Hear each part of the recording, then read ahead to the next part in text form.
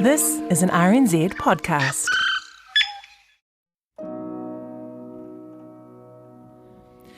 The doctors call this a rest cure, but I feel lazy.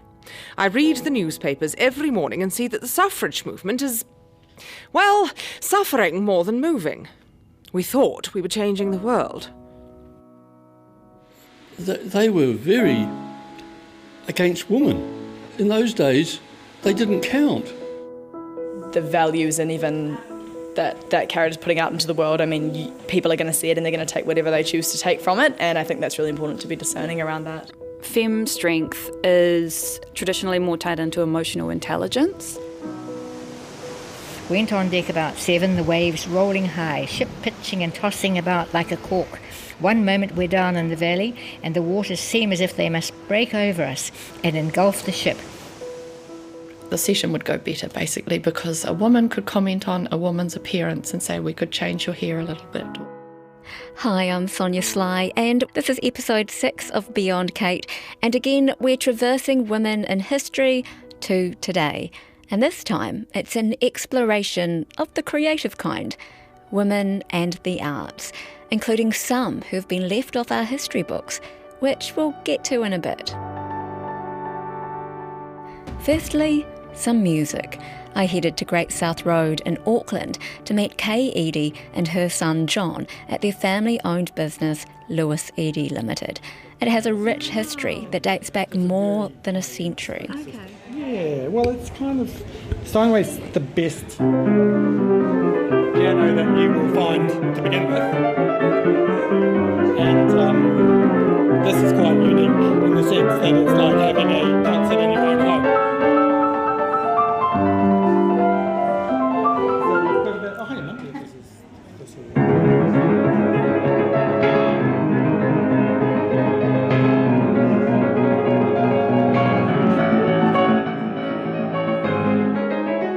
By the way, no one's actually playing this state-of-the-art piano, but it's definitely music to my ears. And somebody just came across us and said, you might be interested in this. But we did know that my husband's great-grandmother and his grandmother were both members of the women's Christian temperance movement, I think. What have you discovered? So it was Mary Louise Eadie? Mary Louisa. She was the great-grandmother, and she and her husband, William, were the original Eadies to come out, or of our particular branch of family. They came out in 1865. And do you know what their life was like before they came? It was very difficult for them. They were of a sort of lower middle class of family. She herself was well educated. She was a church organist and a teacher. So her family had educated her to be able to support herself if she needed to. He came from farming background, but farming became very difficult in Britain following the Industrial Revolution. Tenant farmers had a hard time. So in the end, I think he set up as a meat stall in Market Harborough, or Northampton actually, and sold meat that was supplied by his relatives. And he got into difficulty with that. He went and worked in Newgate Market for some time. But I think they really were in financial difficulties. And at the time, Britain was overrun with population and the government didn't know what to do with all these people. So immigration became a solution for them because the colonies were opening up. Trade was opening up with Australia and New Zealand in particular, being promoted as a wonderful new opportunity for people. Mary Louisa came out on the Andrew Jackson ship, which she wrote about in her diary of the people she met and of the journey she had. Blew a fearful gale about 8 o'clock this morning, sails hard at work all night. Captain was pulling away at the ropes with the sailors when William got up.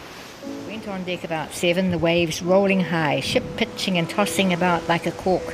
One moment we're down in the valley and the waters seem as if... You can sort of see she looks like she would have been a solid, sensible sort of woman. So, and that was an earlier one of him. And we've got 4 photos on the wall over there. You've got Lewis top right, so Ray, his son, top left, and then John, my father, and myself. So John's talking about photos of 4 generations of Edie men who have at some stage run Lewis Edie Limited. It was founded in 1884 and the store specialises in Steinway pianos and is now the oldest family-owned and operated music business in Australasia. And that's the Andrew Jackson, that's what the ship looked like. Wow, it's quite big, wasn't it? Quite stately. It had about 300 passengers on board. Would you have said that, I guess, they were accommodated, quite nicely on that travel? Well, they came out as second-class passengers, and there were steerage. Steerage people, they had a very hard time because it was very cramped. As second-class passengers, they were paying their own way, so they were better treated.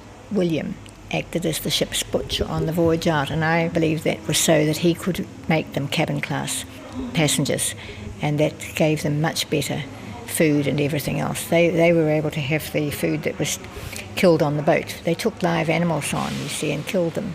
I learned this because she says in her diary that she had to hang onto the table. The boat was pitching and rolling so much while she was trying to make the pudding.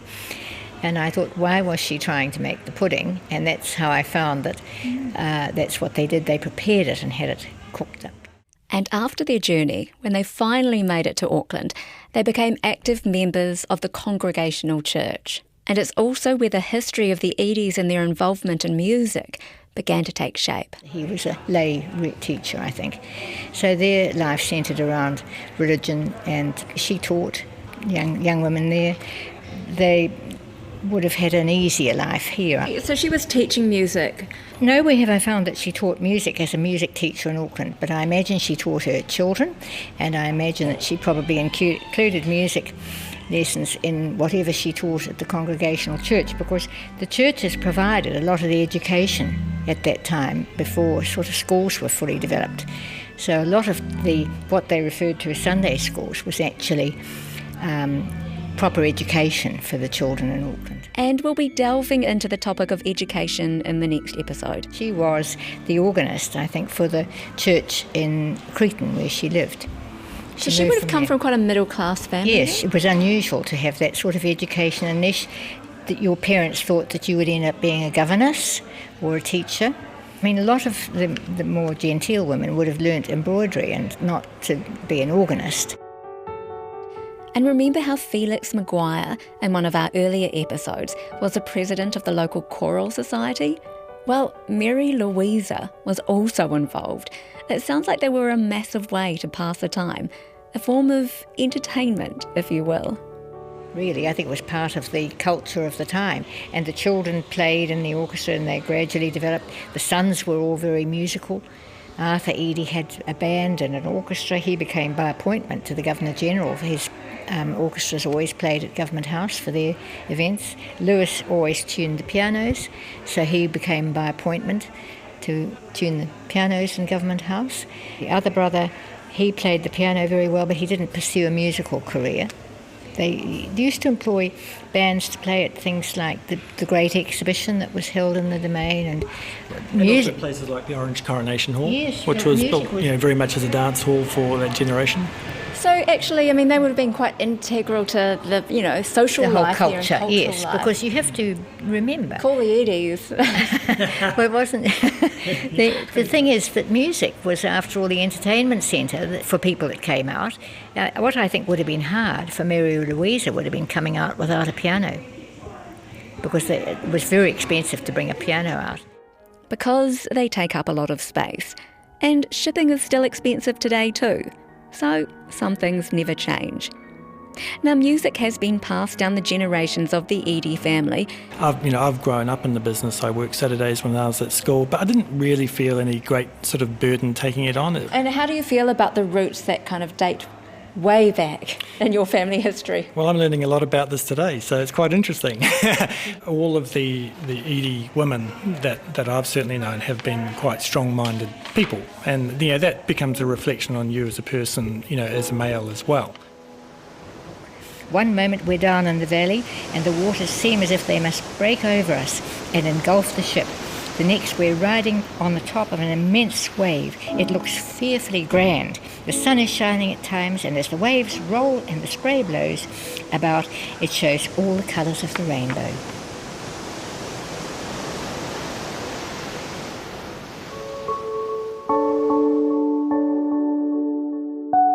Now we're making our way onto land and heading to Te Papa to explore the art of photography. Carte de visite or cabinet card formats that were 19th century. So there's a card, a really finished card. You can see it's got a beveled edge with gold trim. Meet Lisa Mitchell, and I'm curator of historical photography based in the art team. And it turns out that women were essential in the area of photography back in the day.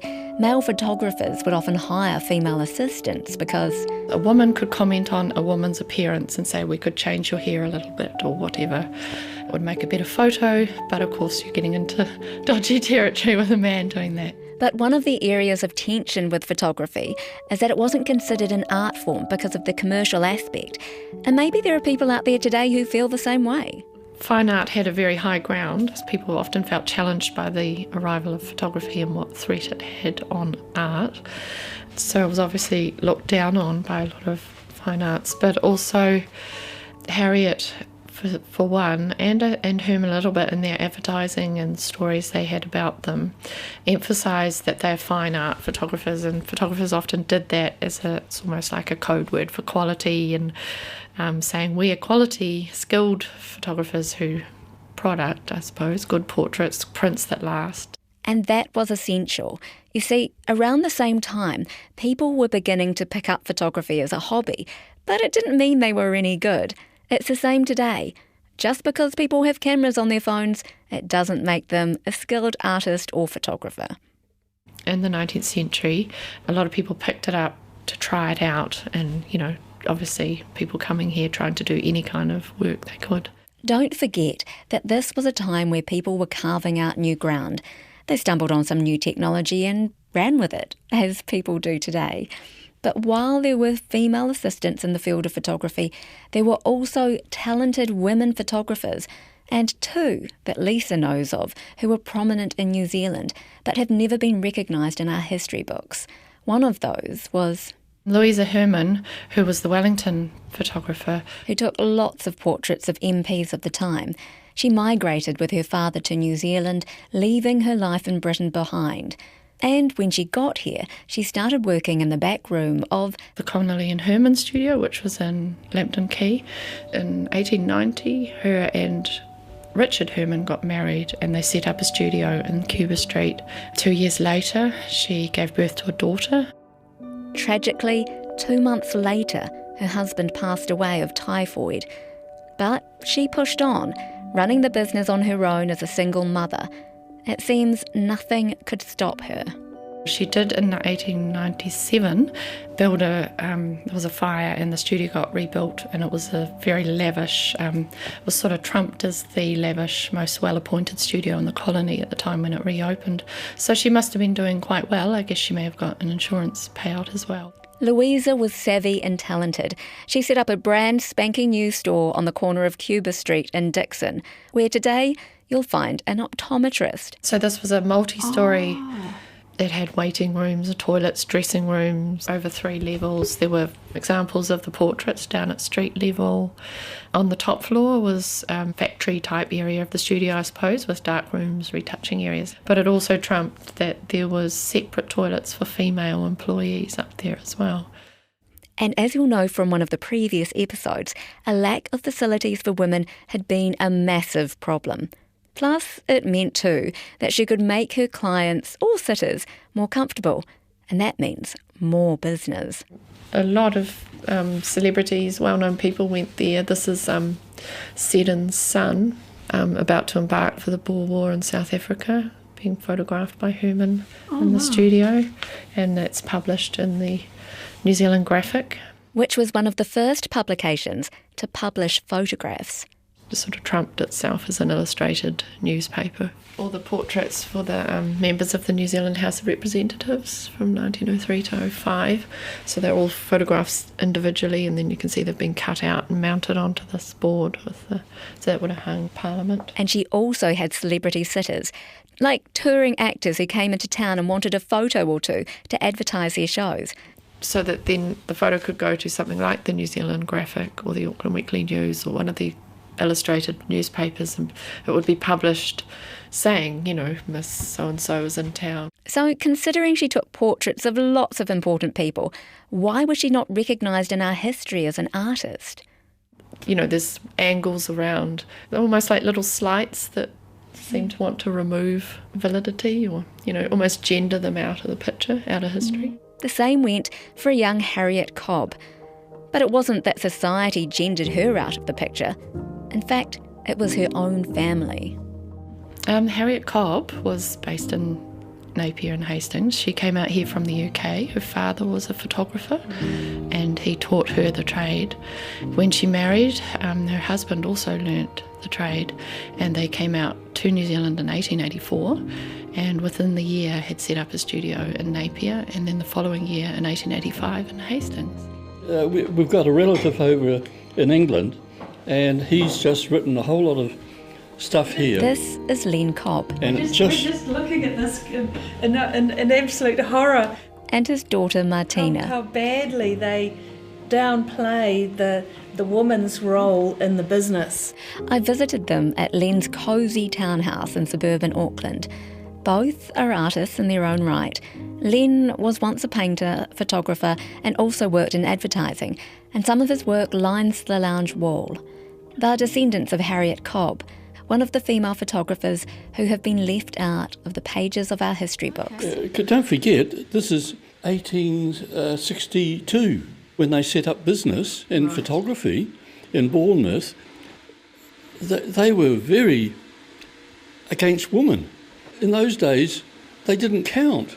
And these women, Mary, that lady there, Harriet, was already a very good portrait artist. That lady there went on to be a magnificent. She photographed the Swedish royal family. She created a book on children that sold right throughout Europe. No one took any notice of her. She won awards, but none of these men acknowledged her. So, Harriet and her sister Mary had plenty of talent as photographers, but they simply lived at a time where men always put their best foot forward, and that also meant using, in Harriet's dad's case, his daughter's work to promote the studio without crediting them.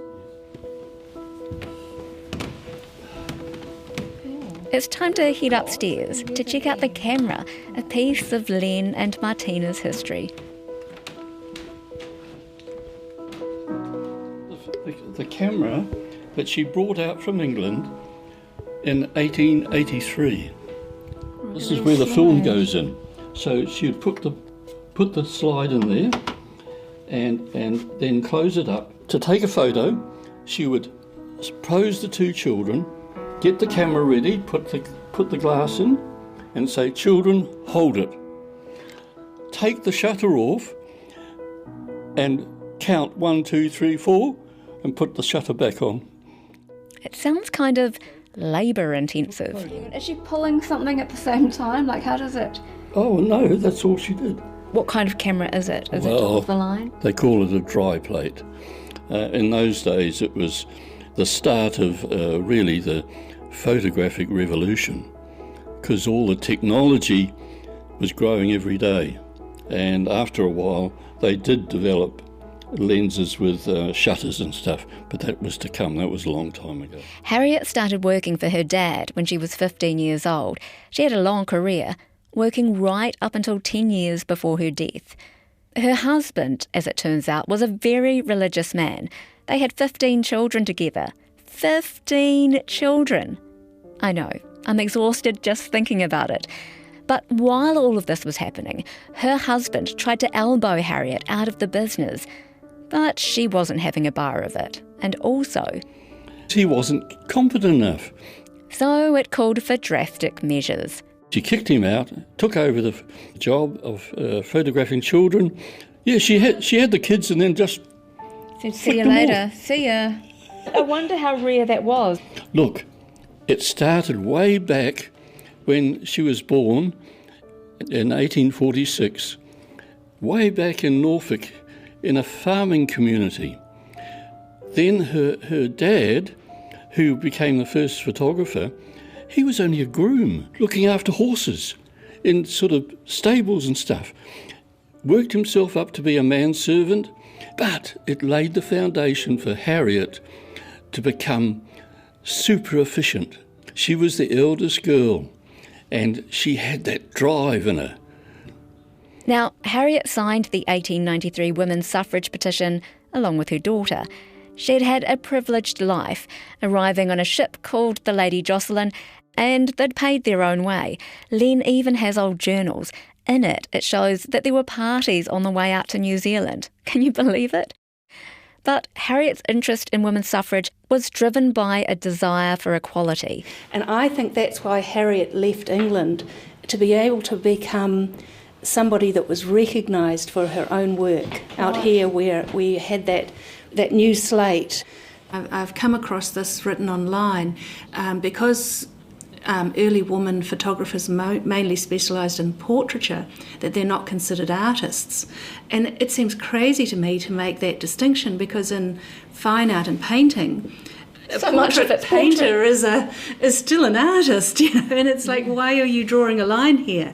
Is it just because it's female work? Is it getting shoved to the side because with this nice little trite little excuse? I think in her lifetime she was quite a big deal. She was definitely really somebody who made it. It's only with the passage of time that and the decision somewhere or other that women's portrait photography is not serious work, that it's just been allowed to just slide under the radar and be forgotten, instead of taking its place in the history of New Zealand photography as an important aspect.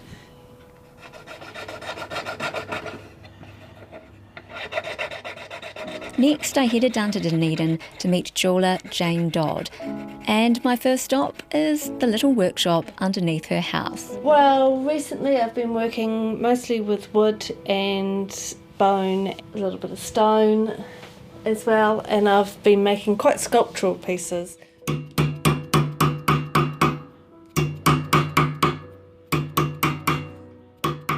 And what Jane did as a way to research her family history was to make a series of jewellery inspired by her great-grandmother's journey to New Zealand. Traced Catherine's journey from Scotland to New Zealand. So I did an exhibition called The Ends of the Earth.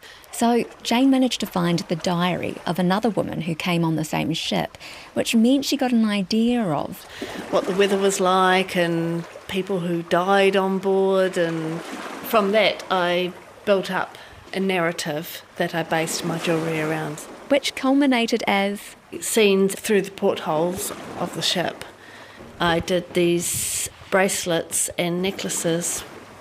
Jane's forebear, Catherine McCaskill, came out to New Zealand as a domestic servant. She was 32 years old at the time and unmarried. She'd come to New Zealand with her sister, and it's possible that she answered the call of an advert, much like this. Directors of the New Zealand Shipping Company do hereby give notice that they are ready to receive applications for a free passage to the town of Wellington, Port Nicholson, New Zealand, from agricultural labourers, shepherds, miners, brickmakers, mechanics, handicraftsmen and domestic servants being married and not exceeding 40 years of age, and also from single females travelling with a near relative and single men accompanied by one or more adult sisters, not exceeding in either case the age of 30 years. Strict inquiry will be made as to qualification. And they came from the very northwestern side of the northwestern isle off the northwestern coast of Scotland. It was basically as far as you could get from New Zealand. They had a big family, and I think they were exceedingly poor. crofters and peat farmers, and it was just these little, really small little farms that really produced very little. I think they probably came because they were probably starving in Scotland. Her older brother and an older sister had already come to New Zealand before she came. She lied about her age. I think she had to be under 30 to get assisted travel.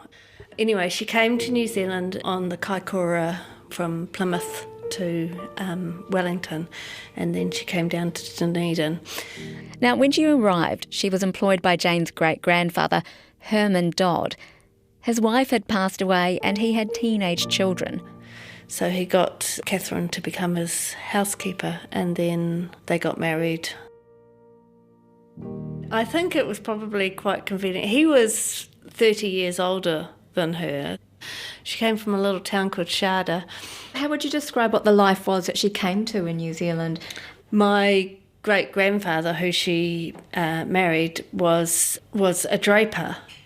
He owned a whole block of downtown, what nowadays would be a huge property investment. We don't know what happened to it because it didn't come down to any of us. So, what's a draper? Someone who sells cloth and... like haberdashery. Yeah, but clothes probably as well.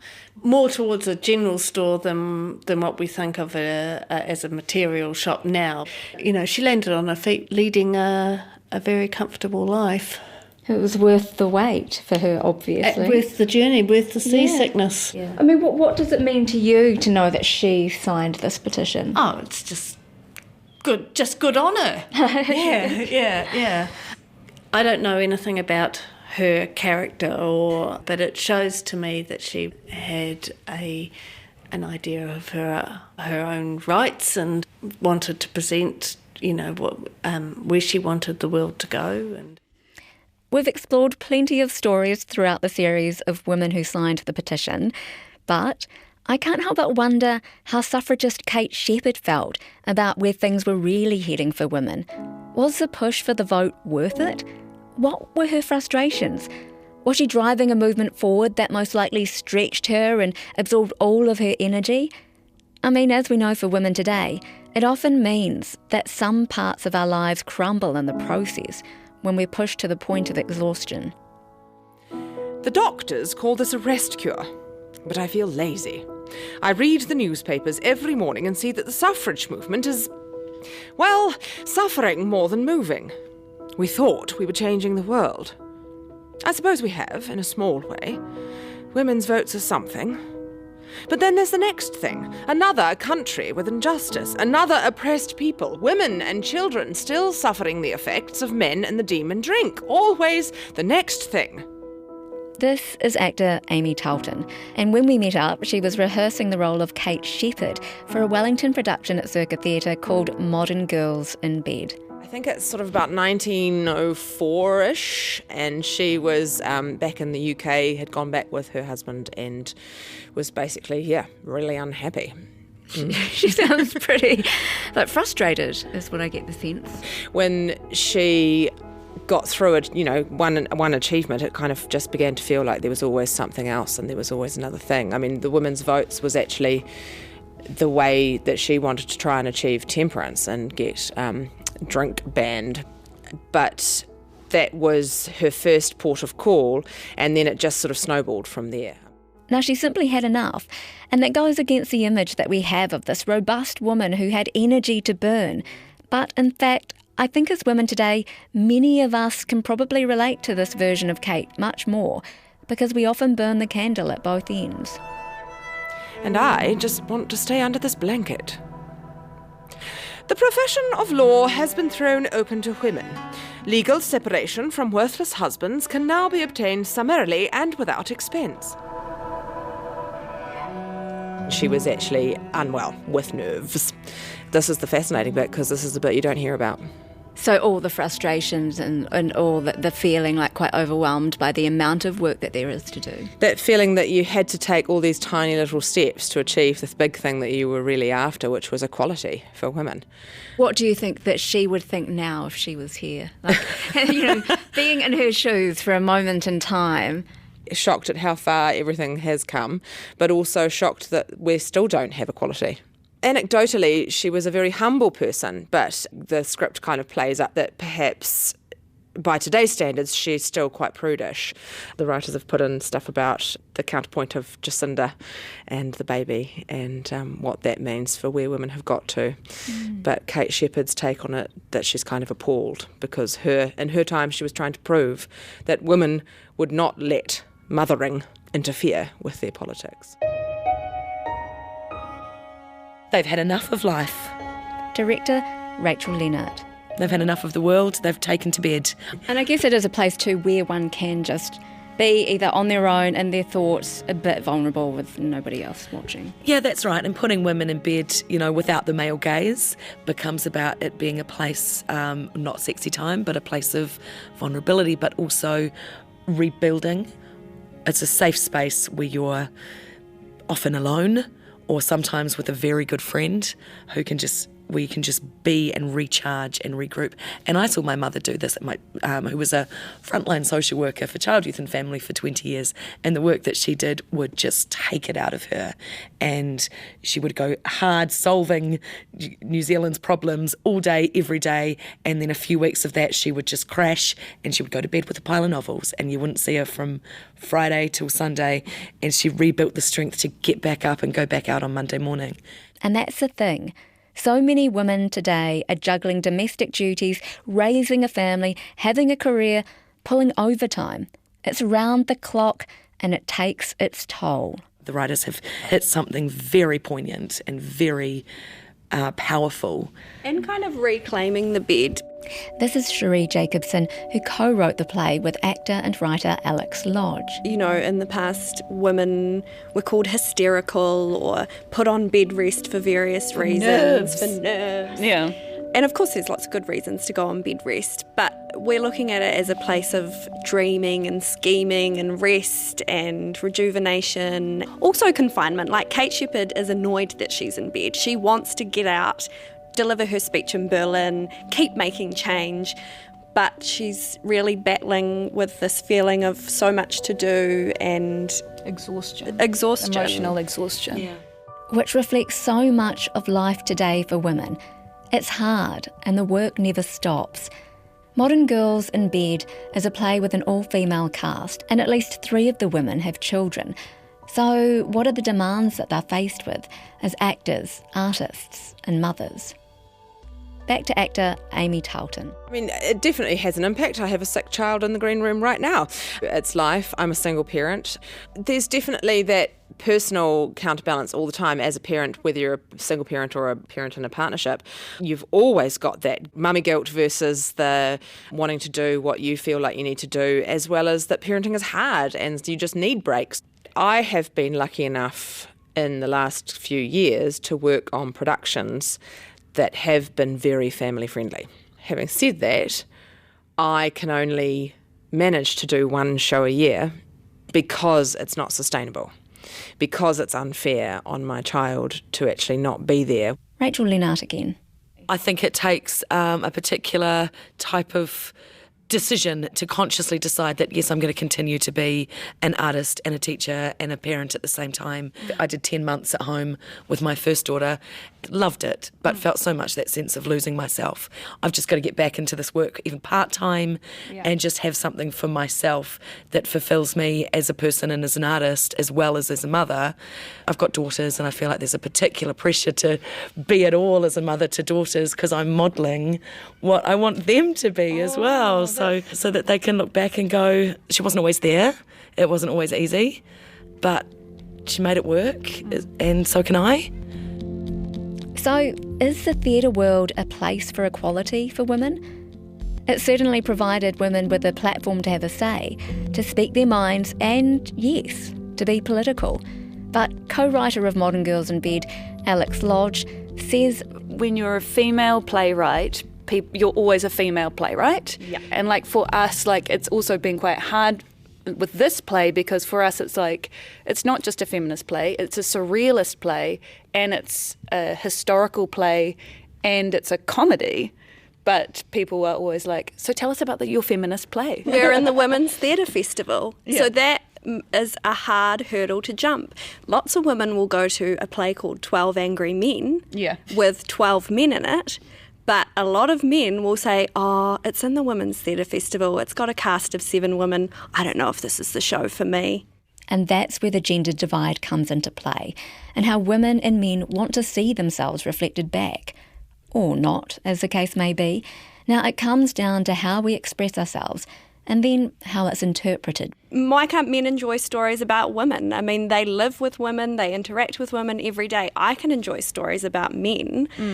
It's a really hard barrier to cross. And none of them are called 12 Angry Women. Would not get away with that for a minute, would we? No. Why do people not like angry women? Women are not allowed to be angry. Not really.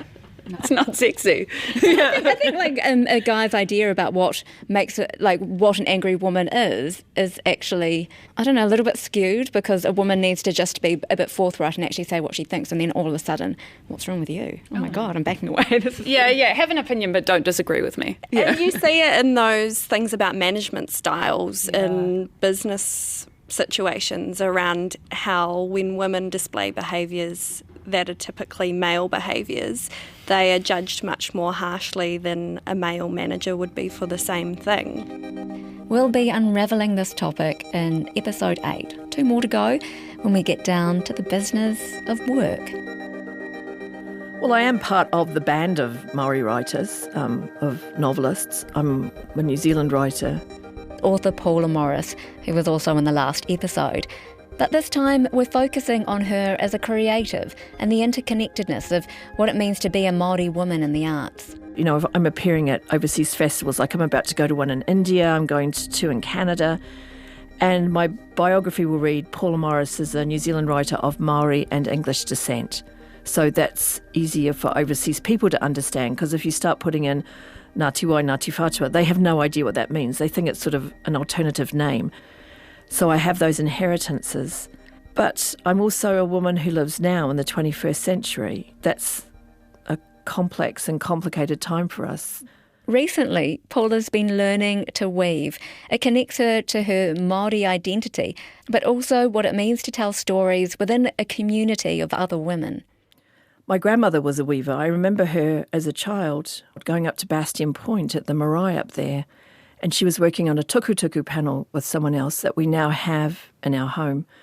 She carried kete that she wove herself. She wore a hat made of harakeke that she wove herself, or one of her friends did. It was such a natural part of her identity. But that was lost with her in a way. It wasn't something she passed on, because I think she was very much of that generation where, well, these are just the traditional arts. You don't need to learn them. I think she probably didn't realise how drastically things would be lost. So going back to learning those things that to my grandmother were very easy and were part of her youth and part of her adulthood as well, a lesson in how to connect with the past and with the people you love through making the things that they could make. I have no natural talent, it emerged, but I really enjoy it. I'm working on a feather cloak right now. That's taken me a long, long time, but I really, really enjoy making it. But for me to do something with my hands that didn't involve typing or writing, but at the same time to feel many of the same processes, you know, where you're spending time on something, you're learning a skill, you're making mistakes, you're fixing them, you're experimenting, and everything you do in your life and everything you see and hear becomes part of that creative process. It was good for me in being able to think a bit more laterally and to understand more Māori art forms as part of one big approach to imagination and creative production, I suppose. Paula would be sitting at these weaving sessions for a full 8 hours at a time, which means stories also become woven through the sessions. So I found it very relaxing and inspiring, as well as being obviously very frustrating because I was hopeless and had to keep unpicking everything and redoing them. But I really liked being with the other women. We were all strangers to each other before the year began. It's particularly good to hear stories. Once one of the other teachers came in to tell us quite a long story about her childhood and birth and concepts around herself as a weaver. And after she talked for a while, she said, well, that's enough, I suppose. And we all said, no, go on, please go on. Because we were all working and listening. And it's like being a child being read to in a way. You're in the moment of the story with someone else. And it's a very rewarding experience. I really miss it this year, I have to say. I really miss it. And in some ways, I'm very conscious now that I am illiterate in my own way about those old ways of communicating. And it does just start to open windows on different ways of conveying narrative and expressing things. And two young women whose job it is to express themselves on and off camera are Thomasin Harcourt Mackenzie, the star of acclaimed film Leave No Trace. Was your dad in the service? He was. Do you feel safe living with your dad? We didn't need to be rescued. Your dad needs to provide you shelter and a place to live. He did. And actress Edina James from New Zealand film The Changeover. You gave me power over you. So I managed to snatch some time with them while they were hanging out on a shoot for Wellington Woman Mag earlier this year. You know, you guys now, how old are you? 18, nearly 19. Wow, okay, and Thomasin? 17. Wow, okay, so they're both rising stars of the screen, and that means having to grow up quickly. They're doing media interviews, turning up at events, being on set for long periods of time. In a way, they're also having to be role models for other young girls and women. So what impact do their choices as artists make in the long run? I think in terms of what we do as actors, making good decisions about what we put out there and the characters that we play and the messages that they tell young women and young people in our generation. I mean, when I was in The Changeover, Laura's a really strong, young Māori teenager who is just headstrong and knows her mind, and they're really important qualities to be putting out there in the world. So I think having a platform that we have, making those conscious decisions and broadcasting positive, embodiment of women, And making the decisions that are right for you. So if people come up to you and say, oh, can I do a photo shoot with you? And then their aim is to exploit you in some way, or like make it about a sexual thing, about like showing some shoulders and but just making it a real, kind of exploiting who you are and kind of just being strong and knowing who you are and having the courage to say, no, that's not who I am, and I'm gonna, I mean, like in terms of like characters, have you been offered other characters that are kind of equally as strong? I mean, I've read some scripts and, had some auditions, and you can read a character and see, she's strong in this way, but then there's also other elements. I don't know, I guess unless I feel entirely happy about what I'm putting out there. And of course this person that I'll be playing isn't me, and I've got to remember that, but the values and even that character's putting out into the world, I mean, people are going to see it and they're going to take whatever they choose to take from it, and I think that's really important to be discerning around that. Because the extra pressure now is that you guys are role models. Yeah. And that's kind of, is that a bit of a burden, a weight to bear? Like, how do you feel? I think it's, if you're given this platform and you're given this opportunity to, support other females and other men and be yourself and kind of put out there what you want to put out there, whether it's helping animals or climate change or pollution or whatever, just kind of, I don't know, it's a really amazing opportunity and one that not a lot of people get to have. I mean, of course, your mum, Miranda Harcourt, you've got the strong female in your life. I mean, has she been a source of inspiration for you? Yes, she really has, and my mum and my dad, they're both incredible and they both know a lot about the business, and when I'm making decisions, I really look to them and go, what do you think about this? And I've learnt a lot from them through osmosis and just being around them and sort of seeing their values, and it's helped to build my kind of character. And Mum, she's awesome. She doesn't care at all what other people think about her, so that's awesome. That's an amazing role model to have. Thomasin and Edina have arrived in the industry at a time when the Me Too movement is front and centre.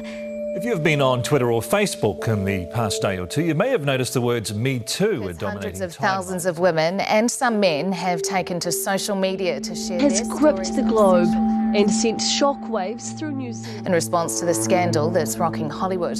So how are they impacted by that as young female artists? What's the reality?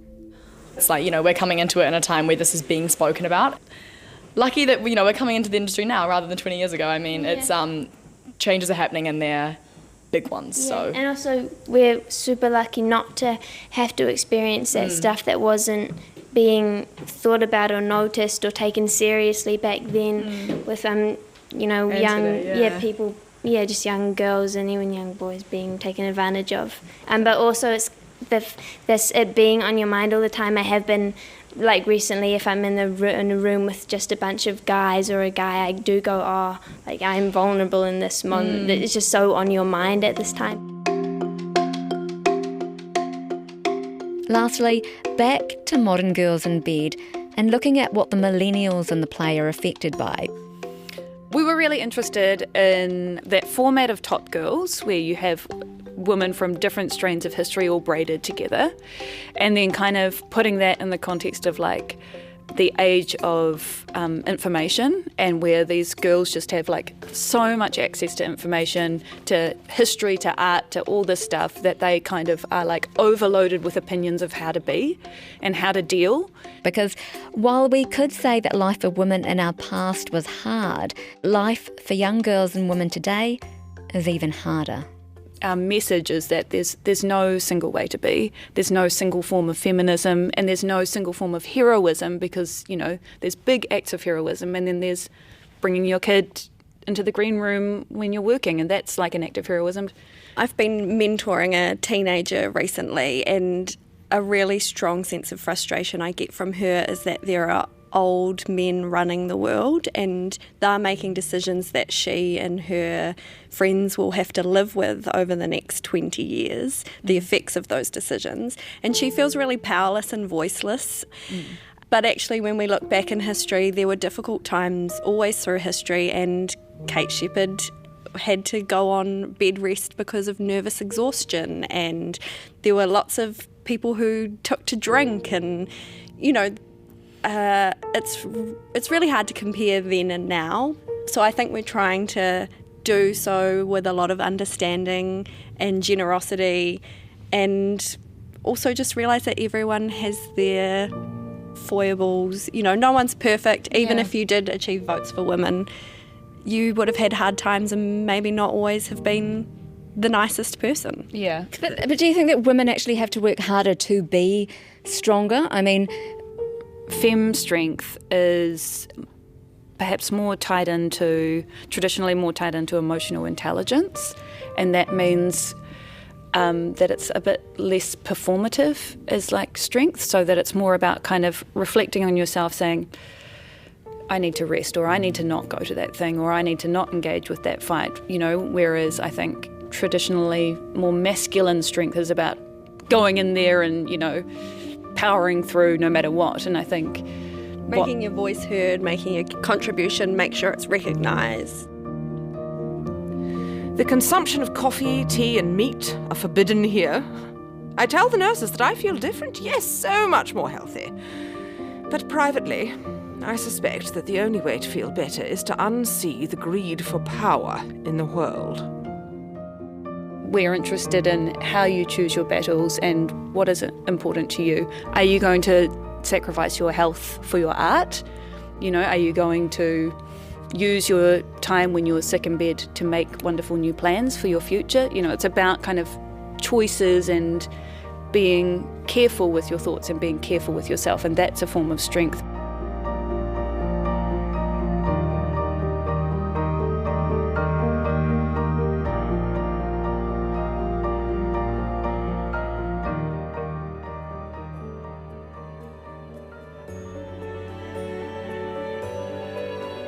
You've been listening to Beyond Kate. Special thanks to Te Papa, Ngā Taonga Sound and Vision and Archives New Zealand. The 1893 women's suffrage petition is housed at He Tohu, the National Library of New Zealand. Thanks also to Shannon Haunui Thompson. The studio engineer for this episode was William Saunders. The dialogue coach for the series and podcast team is Adam McCauley, and the executive producer is Tim Watkin. And I'm your host and producer, Sonia Sly. Next time on Beyond Kate, we'll delve into the topic of equality in education, when a good education for a girl meant learning to bake the perfect scone. If you'd like to subscribe or listen again, you can head to Apple Podcasts, Podbean, Stitcher, Radio Public, or wherever you get your podcasts. Catch you soon.